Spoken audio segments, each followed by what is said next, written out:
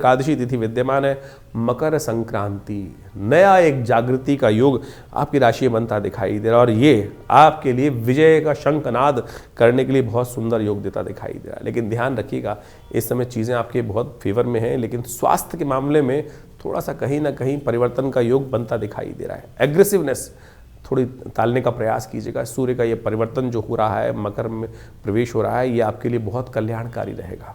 लेकिन थोड़ी उग्रता, थोड़ा सा कहीं ना कहीं अहंकार बढ़ने का योग इस राशि के महापरिवर्तन के साथ आप बनता दिखाई देगा।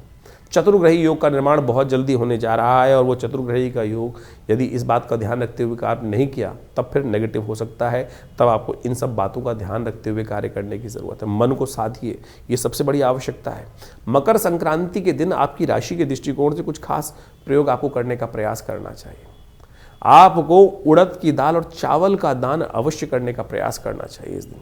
स्वास्थ्य की रक्षा के लिए, आपके लिए बहुत सारे चीज़ों को ठीक करने के लिए आपकी राशि के दृष्टिकोण से खिचड़ी बनाकर इस दिन चावल के साथ दान, क्योंकि इस दिन एकादशी इस बार पड़ गई है, तो ध्यान रखिएगा कि खिचड़ी बना के नहीं, आप उड़द की दाल और चावल वैसे ही दान करने का, कच्चे दान करने का प्रयास कीजिएगा। क्योंकि इस बार एकादशी साथ पड़ रही है, तो ऐसे में समस्याएं हो सकती है कि क्योंकि एकादशी के दिन चावल नहीं खाया जाता है, तो सूखे में दान करने का प्रयास कीजिए। जो सूर्य कमजोर चल रहे होते हैं, समस्त शुभ कार्यों का प्रतिपादन इसके बाद से होना शुरू हो जाता है। आने वाले 6 महीने जो है वो हर कार्य के लिए श्रेष्ठ बन जाते हैं। नए मुहूर्त, नए कार्य करना, सब प्रकार से बड़े कल्याणकारी योग इस दिन से बनने शुरू हो जाते हैं। सूर्य का उत्तरायण जो निर्णायन पद्धति से है वो माना जाता है। सायन पद्धति से तो 21 दिसंबर के आसपास वो परिवर्तन करने की योग बना लेते हैं, लेकिन क्योंकि पृथ्वी थोड़ी सी हल्की सी 23.5 डिग्री के आसपास झुकी हुई है, तो 23 दिन का जो फर्क आता है, उस दिन 14 जो जनवरी है, उस दिन से सूर्य मकर राशि में प्रवेश करने का योग बनाते हैं और ये दिन बहुत खास है। इस दिन शास्त्र के दृष्टिकोण से कहा जाता है कि यदि दान पुण्य जो किए जाए वो सर्व रूप से कल्याण के योग बनाते हैं।